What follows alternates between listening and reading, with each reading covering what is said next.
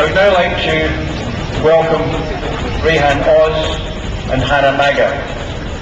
Rayhan and Hannah are two Year 8 and 9 students at the Australian Islamic College. And as far as I'm concerned, with no disrespect to any of the other speakers today, I think you'll agree with me that these really are two very important people to speak to us today. So please welcome Rayhan and Hannah.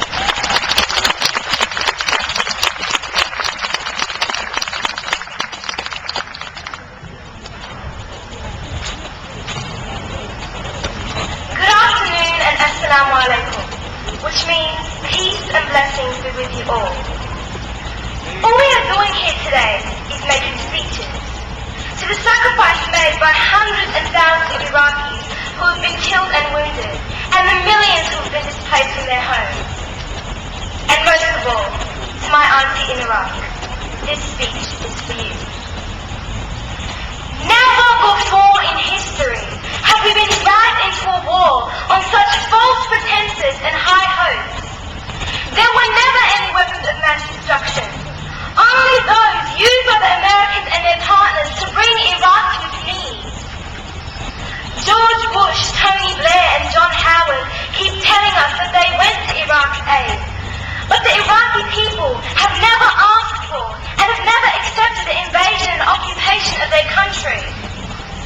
John Howard keeps telling us that we will stay the course in Iraq. But if he is so confident, then why doesn't he conduct a poll in Iraq to see how the Iraqi people feel about the occupation of their country?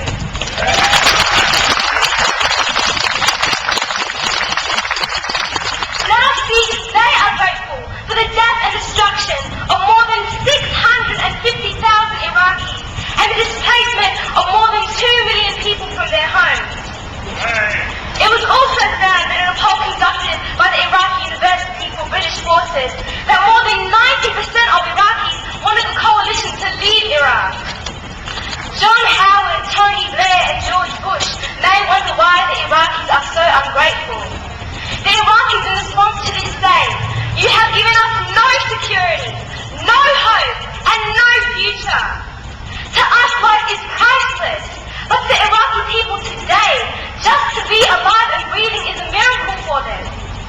Despite the fact that the Iraqis have been reduced to a state of hopelessness as a result of the war, the coalition government still refuses to take responsibility for this atrocity. Whenever John Howard is asked, shouldn't he accept some of the blame for allowing Iraq to descend into chaos and destruction and being instrumental in beginning a civil war? The response from John Howard is that it has nothing to do with the coalition troops, only Al-Qaeda, foreign troops and Saddam supporters. Today, we can simply withdraw from Iraq and our troops would come home back to their secure and stable lifestyles in Australia.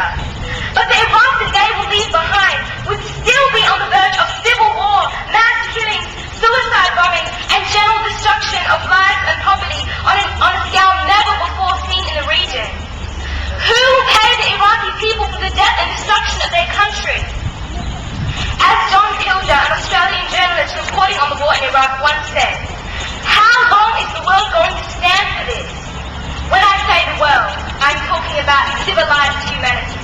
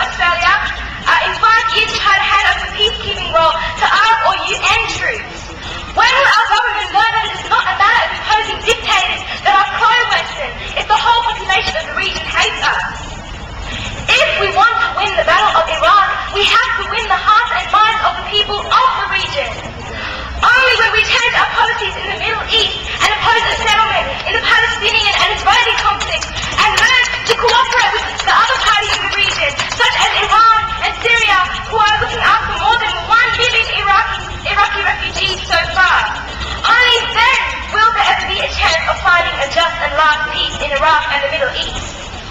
As I end my speech, I will leave you with these words. Blood is thicker than oil. Thank you.